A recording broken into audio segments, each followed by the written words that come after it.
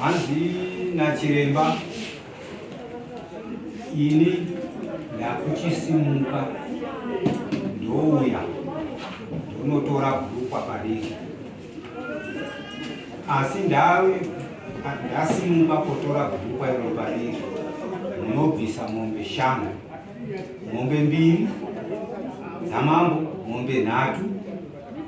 dzangu ini chiremba nembudzi 3 dzerusumudzu. Wakati mombe tinadzo wese wabva wabvumirana kuti mazvintu izvo. Saka chiremba wati chiendai, mambo wanope zuva rekuchitera. Uya rini chiremba mangwana rati hanzi mangwana tindozva chiremba kuti hanzi mangwane zvinoita here toda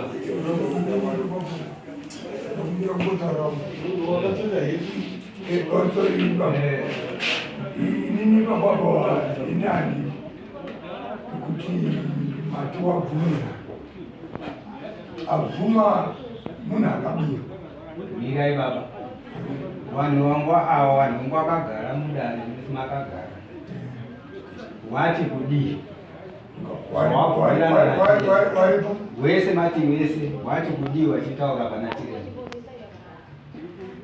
Aiwa dairai waripo wese ngawachitaura ngawatauri kuti tati mombe tinadzo atina mombe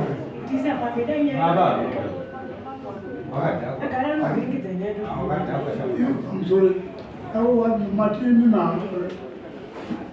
nyika benyu muri pabhenji makagara pabhenji here aiwa kwekupedzisira murume wamai ava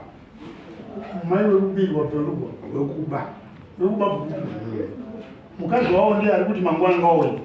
Mukadzi ari kubvuma, akabirwa ari kubvuma, iye murume akuti asi ndiwo wari kutenesa bhuku racho panga akapfeka heri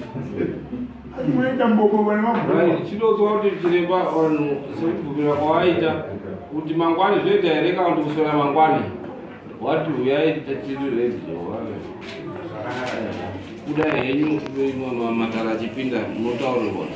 wanayo mati oya rini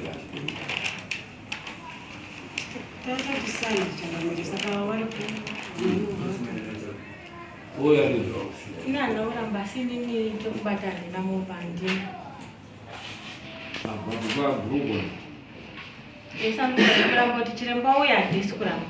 asi inini chekubata handidiniba handina momba handidiniba handina kubhugwa kwaungawina abhurugwa nditora ndati chiremba ari kutaura kuti unaroka ati ndakuya kundoritora andoritaura chiremba ati auya kutitora pambo pako kana handisi kuramba kuti vauye asi inini chekubata handidiniba handina momba handina ane mombe ndiyani murume wako murume wangu hana mombe murume wako zvakachita hatina kubvumirana ana mombe nenda mombe dziri kwadisi dzake ngedzani nedzaubangu isusu hatina mombe bhuku racho riri kurapa vangu zaitoda kutobvunza nanikasi zvinonzi mombe dziripo mapurisa anouya achiona sande mapurisa anoona bhuku dzako panguru dzenyu dziri mubhuku dzenyu kana pasina bhuku ngedzenyu ndisina mombe ndozatoa kuti kana pasina bhuku ngedzenyu chauri kutya chii chiremba kuuya ndozatoa kuti imimi mombe dziripo pava penyuka mombe dziripo pava penyu anditi saka bhuku munogara muine bhuku sate yacho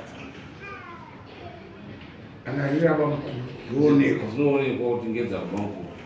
dzisiri mubhuku ndo dzinotorwa nemapurisa